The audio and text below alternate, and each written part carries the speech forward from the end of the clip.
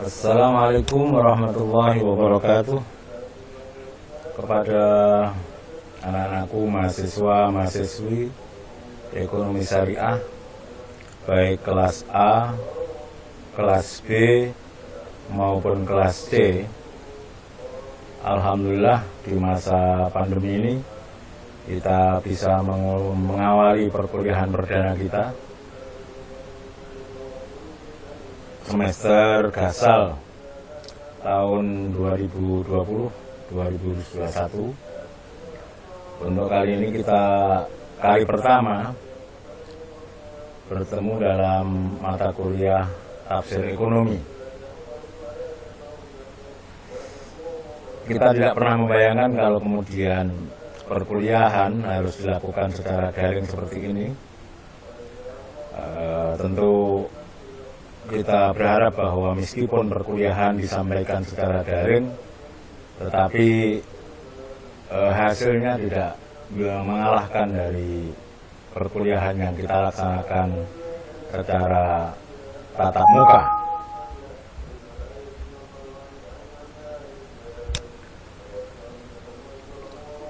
Untuk pertemuan pertama ini, anak-anakku akan saya sampaikan tentang gambaran seputar perjalanan kita dalam semester ini, yang insya Allah perkuliahan keseluruhan akan dilaksanakan secara daring. Saya akan menjelaskan tentang apa itu tafsir ekonomi dan materi-materi apa yang akan kita bahas pada pertemuan, dari pertemuan pertama sampai pertemuan yang terakhir nanti, serta tugas-tugas apa yang harus dikerjakan oleh anak-anakku dalam satu semester ini.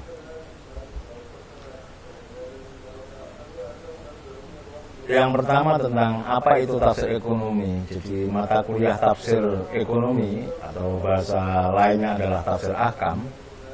Ini mata kuliah komponen keahlian yang berorientasi agar mahasiswa-mahasiswi ekonomi syariah itu menguasai betul pijakan inti dari teori-teori ekonomi syariah, teori-teori muamalah.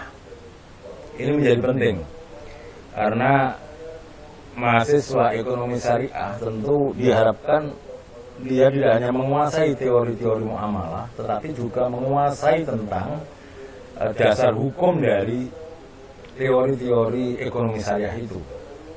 Oleh karena itu menjadi penting mahasiswa-mahasiswi ekonomi syariah untuk memahami, menguasai ayat-ayat yang berkaitan dengan ekonomi syariah. Selama ini mungkin anak-anakku sudah hafal betul tentang bagaimana jual beli, bagaimana utang piutang, bagaimana gadai, bagaimana sewa menyewa, dan seterusnya. Tetapi pengetahuan itu perlu dilengkapi lebih komprehensif, lebih utuh lagi.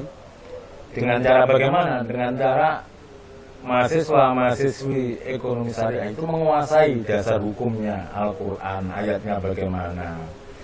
Kalau bicara jual beli itu ayatnya bagaimana, penjelasannya bagaimana, dan seterusnya. Oleh karena itu, peta konsep yang akan memberikan gambaran dalam satu semester ini, apa yang akan kita pelajari dalam satu semester ini, kurang lebih seperti ini. Jadi ayat-ayat yang bicara tentang ekonomi syariah, ayat-ayat hukum yang bicara tentang muamalah, itu kalau kita kelompokkan menjadi 4 kelompok ini. Ada kelompok dasar-dasar ekonomi Islam, ada kelompok etika atau moral ekonomi Islam, kemudian ada ayat yang bicara tentang tanggung jawab sosial.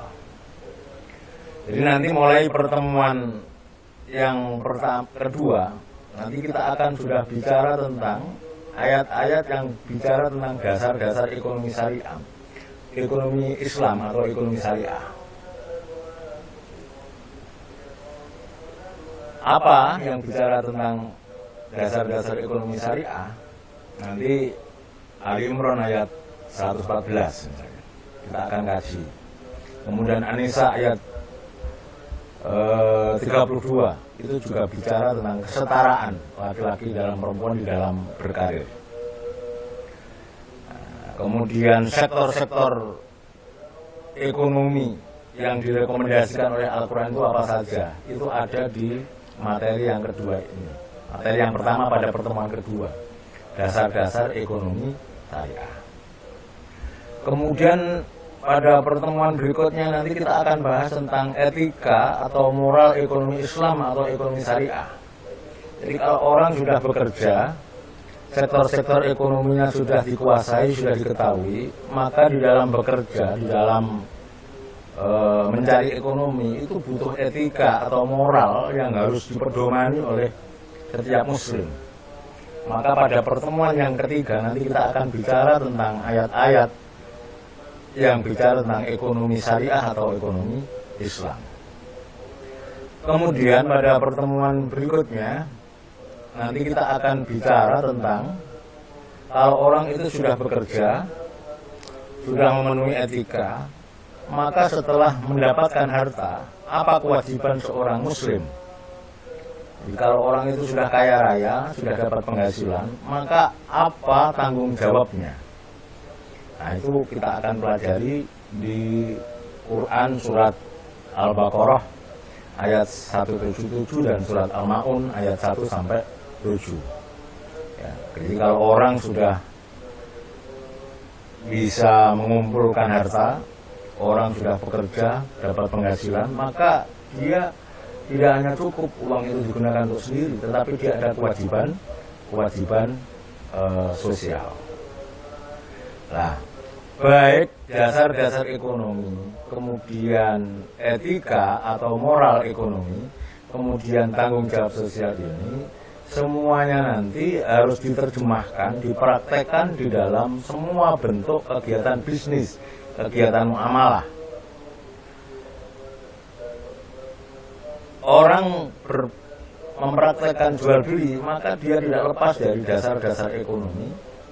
Dia tidak lepas dari etika atau moral ekonomi, dan juga tidak bisa lepas dengan tanggung jawab dia sebagai seorang muslim ketika dia diberi amanat oleh Allah berupa harta. Begitu juga nanti tentang dalam utang piutang dan seterusnya. Jadi itu anak-anakku gambaran dalam satu semester ini yang akan kita pelajari satu persatu. Jadi kita akan mengkaji ayat-ayat tentang dasar-dasar ekonomi Islam, ekonomi syariah. Kita akan bicara tentang etika, moral, ekonomi syariah. Kemudian ayat-ayat yang bicara tentang tanggung jawab sosial, yang semuanya itu nanti dioperasionalisasikan, dijadikan dasar moral, diimplementasikan dalam berbagai bentuk kegiatan muamalah seperti jual beli, yang dalam bahasa fikihnya adalah baik, kemudian hutang piutang, qard, ad-dain, kemudian gadai, rohan, kemudian sewa menyewa, dalam bahasa fikihnya ijarah, dan seterusnya. Ini yang akan kita pelajari dalam satu semester kurang lebih itu. Berikutnya anak-anakku, ini pembagian tugas. Meskipun ini di sini ada topik perkuliahan, di sini ada tulisan presenter, tapi nanti prakteknya saya pikir tidak usah presentasi ya, tapi makalah cukup di share saja di e-learning, di grup e-learning itu, atau bisa di share juga melalui grup WA. Ini yang saya katakan tadi. Pada pertemuan yang kedua kita akan bicara tentang dasar-dasar ekonomi syariah. Nanti kita akan bicara tentang sektor-sektor ekonomi, ya, surat Al-Imran ayat 14. Nanti untuk kelas A sampai kelas C, ini nomor absennya tolong dilihat nomor absennya. Nomor absen 15, nomor absen 5, nomor absen 30. Ini nanti yang akan mengerjakan tugas ini. Jadi ini angka-angka ini adalah nomor nomor absen ya, nomor absen. Begitu seterusnya nanti. Sampai pada pertemuan ketujuh ya nanti, ini barangkali saya tulis middle semester di pertemuan 7 ini geser nanti sebelum UTS itu tetap di sini kita bahas sewa menyewa. Ya. Jadi nanti pada pertemuan ke-6 kita bicara tentang syarat jual beli. Pada pertemuan ke-7 itu nanti kita bicara tentang sewa menyewa. Begitu seterusnya nanti. Ini pembagian tugasnya seperti ini. Ya. Pada pertemuan ke-8 nanti kita akan bicara tentang sewa menyewa. Pertemuan ke-7 ya tadi ya. Pertemuan ke-7 sewa menyewa. Ini kemudian pertemuan ke-9 setelah UTS itu tentang hutang piutang, terus sampai pada yang terakhir nanti bicara tentang al-hajru atau pengampuan. Karena ini belum istilah yang ada sebagian yang baru dengar ya. Jadi al-hajru itu pengampuan. Pengampuan itu orang yang tidak cakap itu tidak boleh mengelola hartanya sendiri. Tetapi apa? Harus diampu oleh walinya. Bagaimana jelasnya nanti kita bahas satu persatu.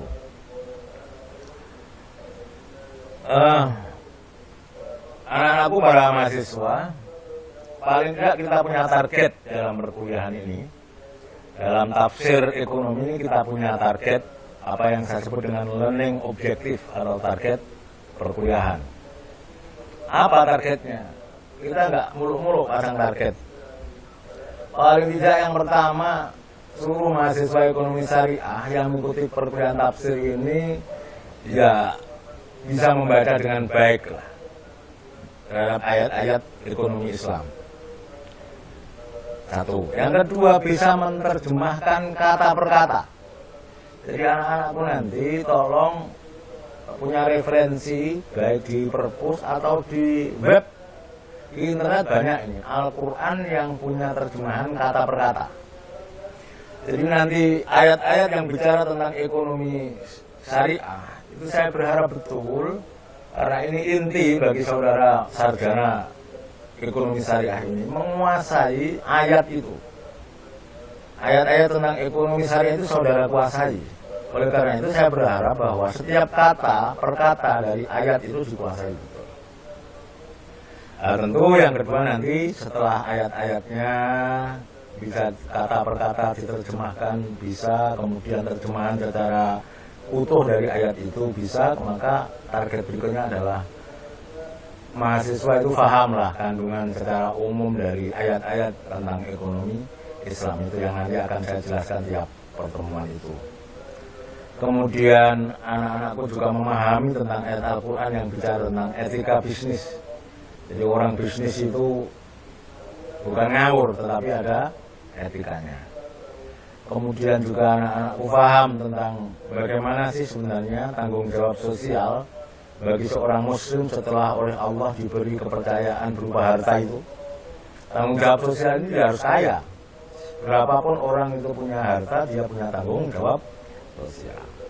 Dan yang terakhir tentu harapan kita adalah anak-anakku memahami tentang ayat-ayat yang bicara tentang jual beli, sewa menyewa, dan bentuk-bentuk transaksi yang lain.